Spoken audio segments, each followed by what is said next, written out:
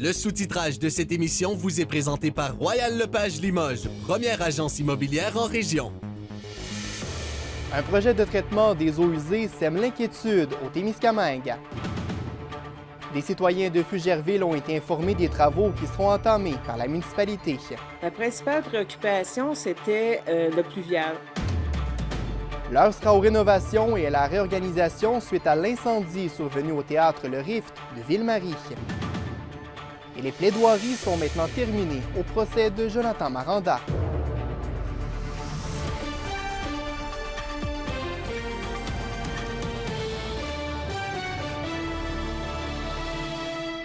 Bon début de soirée, je me présente, David-Alexandre Vincent. C'est moi qui aurai le plaisir de vous livrer les nouvelles au cours des prochaines semaines.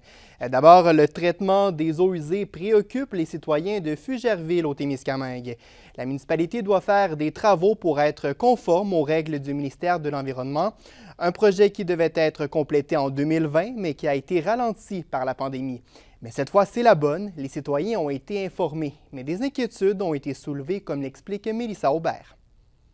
Lundi soir, 25 personnes sont allées à la rencontre organisée par la municipalité pour parler du projet de traitement des eaux usées à Fugerville et une préoccupation en particulier a été soulevée. C'était le pluvial, parce que c'est sûr que quand on a un traitement d'eau, il faut éviter d'avoir toute l'eau des toits et l'eau des drains. Donc, ça les inquiétait beaucoup d'être obligés de déconnecter leurs drains.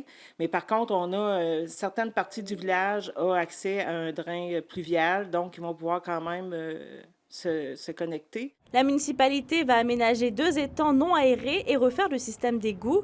Les travaux devraient donc commencer au printemps 2024 pour se terminer en automne 2024. 54 maisons vont être raccordées. Les étangs vont être situés juste en bordure de la petite rivière là, de la Loutre, qu'on appelle, nous, communément, mais le vrai nom, c'est la rivière de la Verlechère. Okay. Donc, c'est tout près du village, c'est à peu près à 500 mètres. C'est en 2018 que le ministère de l'Environnement a averti la municipalité pour qu'elle refasse le système de traitement des eaux. Québec avait donné jusqu'en décembre 2020 pour présenter un plan. C'est pas par un manque de volonté là, que les gens du conseil municipal avaient jamais entrepris les démarches, mais c'était par un manque financier parce que ça représentait une grosse dépense. Le projet est évalué à environ 11 millions de dollars. Le gouvernement va financer entre 80 et 95% du montant.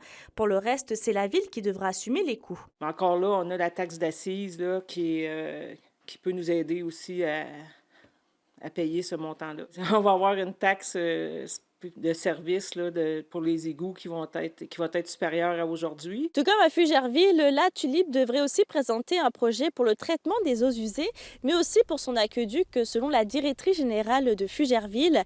Pour la Tulipe, les travaux devraient commencer en 2025. Mélissa Aubert, RNC Nouvelles, la Tulipe.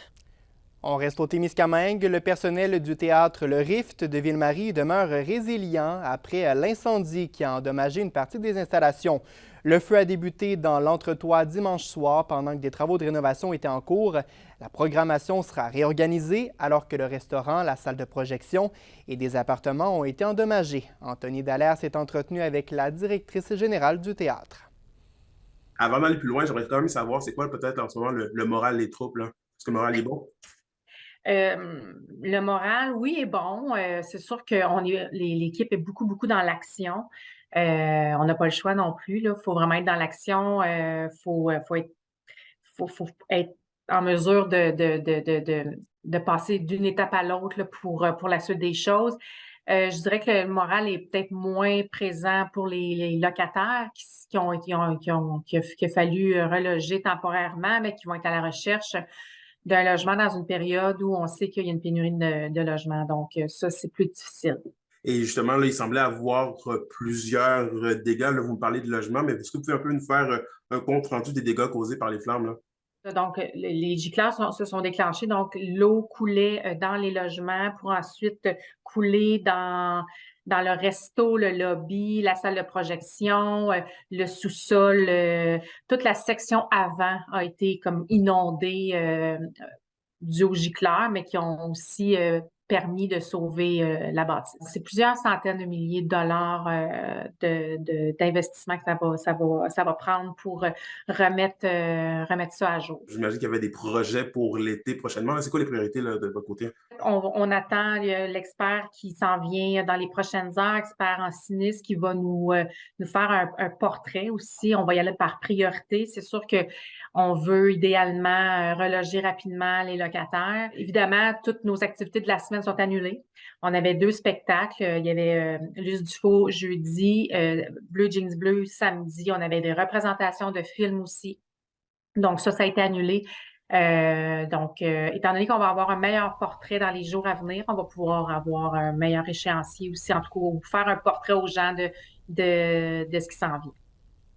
Sur la scène judiciaire maintenant, le procès de Jonathan Maranda entre dans son dernier droit. Les 2 parties ont plaidé ce matin. Reste à voir maintenant si un verdict sera rendu cette semaine.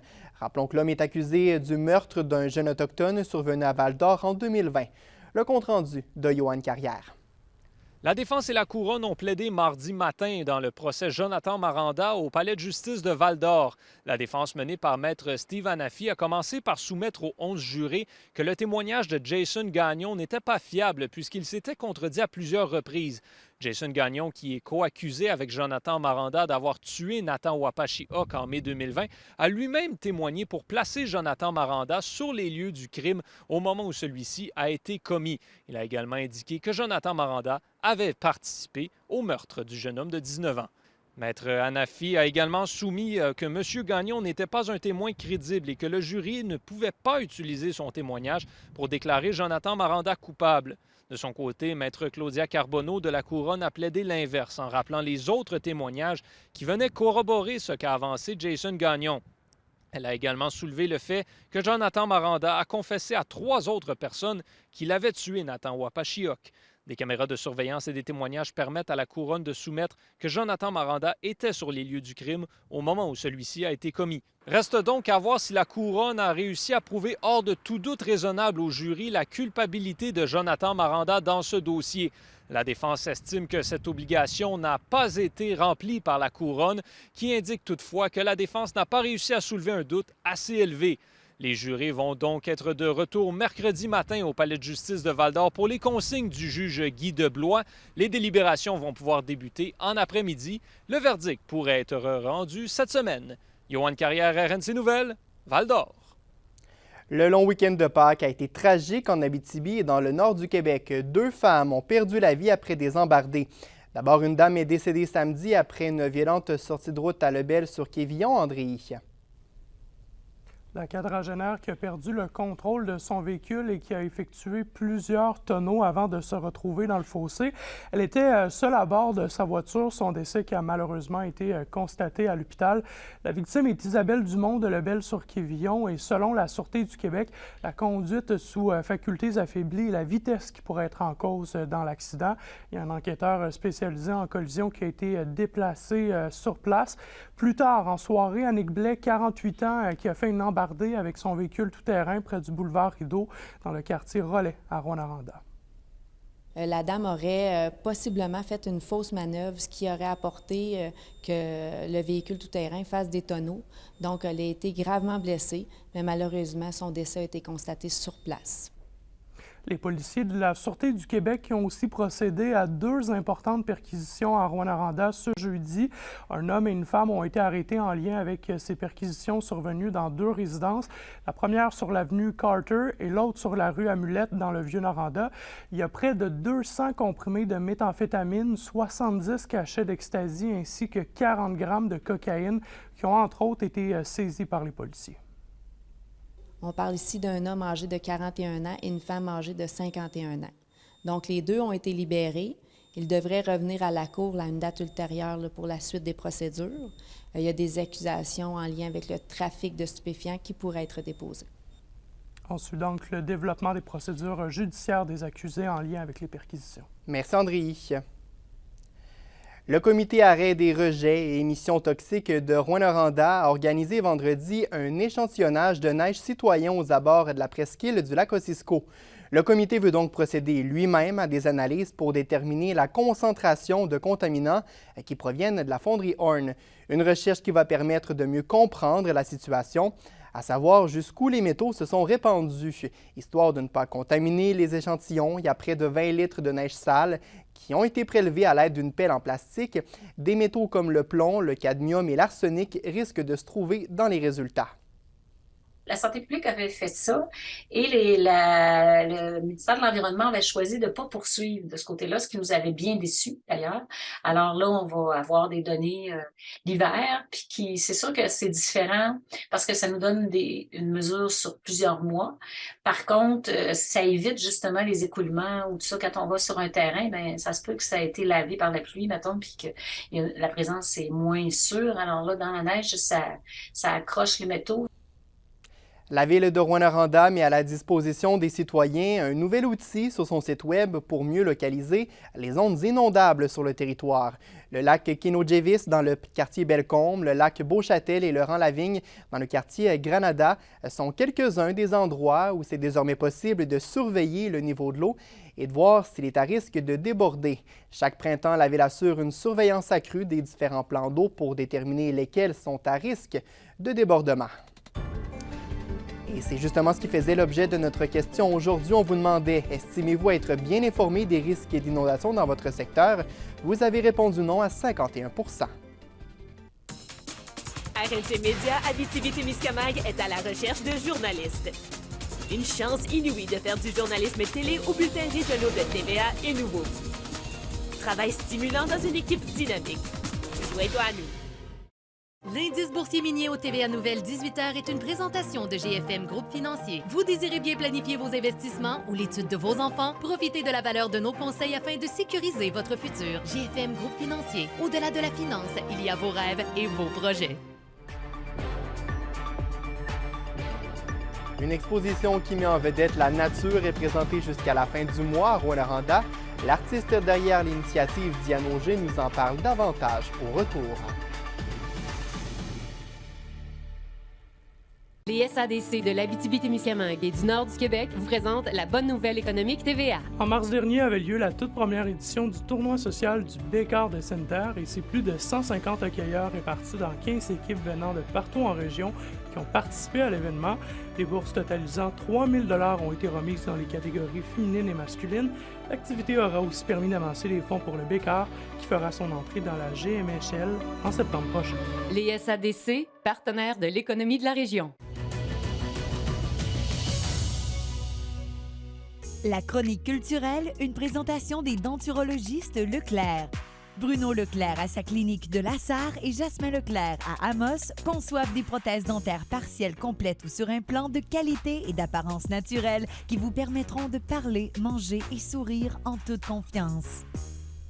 Au Culturel Kimberly, c'est la chance de découvrir une exposition qui va risquer de nous donner un avant-goût de l'été. Ça se passe à Rouyn-Noranda.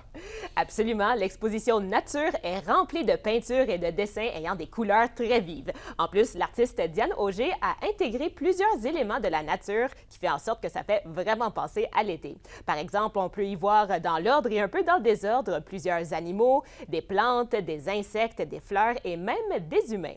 Bref, l'artiste souhaite surtout montrer son rapport avec la nature à travers ses œuvres de toutes sortes de tailles.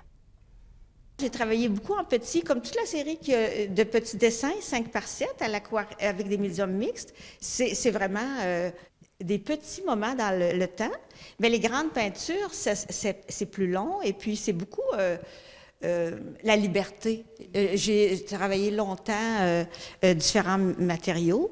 Puis là, en peinture, je me laisse aller sur du grand. J'adore ça. C'est avec le temps, quand j'enseignais beaucoup, j'avais pas tant de temps pour produire. Ça fait que là, je me lâche lousse. Donc, pour aller voir l'exposition estivale Nature de Diane Auger, c'est en cours à la Galerie d'art Roch-Lamotte Art contemporain jusqu'au 29 avril prochain. Oui, c'est bien noté, ça semble assez original, beaucoup de couleurs. Maintenant, il y a un opéra comique qui vient faire une tournée dans la région. On va mélanger de l'opéra avec de la danse et une touche d'humour. Ah oui, à travers ce spectacle qui s'intitule « Une veuve joyeuse », vous allez rire ou surtout être transporté en Europe en même temps. Donc, on suit l'histoire d'une riche veuve qui est tentée de se remarier avec un compatriote qu'elle trouvait pas mal de son goût plus jeune. Mais il va y avoir plusieurs malentendus et des mésaventures qui vont faire en sorte qu'on n'est pas certain s'ils vont réussir à se rapprocher. Bref, c'est l'une des opérettes les plus populaires de tous les temps et dans cette adaptation française, la fin est particulièrement surprenante.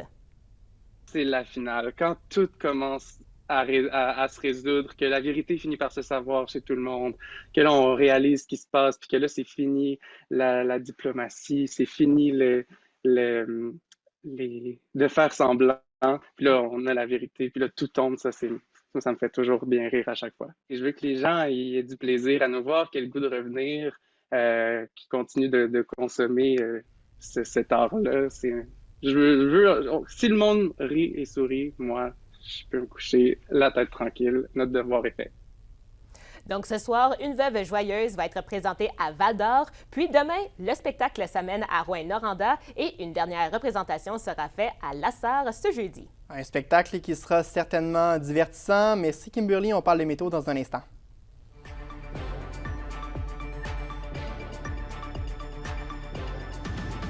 Deux anciens des Huskies de Rouyn-Noranda pourraient bientôt vivre leur premier match dans la Ligue nationale de hockey.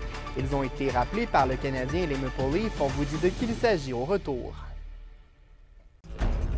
Les nouvelles du sport. Une présentation du tout nouveau Toyota Tundra et Tundra Hybride 2022. Disponible chez Accès Toyota de Rouyn-Noranda. Accès Toyota, leader régional des véhicules hybrides. Au sport, le Canadien de Montréal a rappelé l'attaquant Joel Teasdale en provenance du Rocket de Laval ce matin. L'attaquant de 24 ans avait disputé 29 matchs de saison régulière, avec les Huskies de Rouyn-Noranda en 2019. Il avait également aidé la Meute à remporter la Coupe Mémorial avec 5 points en autant de matchs durant le tournoi. Cette saison, Teasdale a obtenu 38 points en 57 rencontres avec Laval. Ça veut donc dire qu'il pourrait jouer son premier match dans la Ligue nationale demain. Le Canadien va rendre visite aux Islanders de New York. Et il y a un autre ski qui s'est retrouvé dans l'entourage d'une équipe de la LNH aujourd'hui. Le gardien Samuel Richard, qui a déjà œuvré avec l'organisation, a également gardé les buts pour les Gaillards Ecta Québec du cégep de l'Abitibi-Témiscamingue. Il s'est entraîné avec les Maple Leafs de Toronto aujourd'hui. Le gardien de 22 ans a également signé un contrat amateur avec l'équipe. Il sera en uniforme jeudi lorsque les Leafs vont affronter les Rangers de New York. Plus tôt cette saison, Samuel Richard a remporté le championnat U-Sport avec les Reds de l'Université du Nouveau-Brunswick. Il a été nommé joueur par excellence du tournoi, alors comme quoi nos Huskies savent faire du chemin dans leur carrière. La Meute qui passe aussi au deuxième tour des séries éliminatoires. Vendredi, ils ont éliminé les Cataractes de Shawinigan en remportant le match numéro 5 par la marque de 5-3. La Meute a donc réussi à prendre sa revanche contre la formation de Daniel Renaud. Les Cataractes avaient blanchi l'équipe de Brad Yetman au premier tour des séries l'an dernier. Samuel Rousseau, qui a inscrit un but lors du match, s'est mérité la première étoile du match. De son côté, Bill Zenon, qui a aussi enfilé l'aiguille, a quant à lui remporté la deuxième étoile de la partie. Les Huskies vont tenter de poursuivre sur leur lancée à l'étranger. Prochain match, ce sera contre les Olympiques de Gatineau ce vendredi, sur le coup de 19h. La liste des 18 finalistes du trophée Marcel Robert 2022-2023 dans la Ligue junior a été dévoilée. Il y a 2 joueurs de la région qui sont nommés. François-James Buteau des Huskies de Rouyn-Noranda et Nathan Drapeau des Foreurs de Val-d'Or ont été sélectionnés par leur équipe respective. Ce trophée est remis aux joueurs qui combinent le mieux les performances sur la patinoire, mais aussi la réussite académique. Chaque joueur sélectionné va obtenir une bourse d'études de 400 $. Le joueur étudiant de l'année, quant à lui, va remporter une bourse d'une valeur de 1 500 $, en plus du trophée Marcel Robert. Les finalistes seront connus d'ailleurs demain. Vous avez une nouvelle importante à nous communiquer? Pour nous joindre, nouvelle au pluriel à commercial-rncmedia.ca, par téléphone 1-866-463-4636, notre site web tvaabitibi.ca et nos différentes plateformes.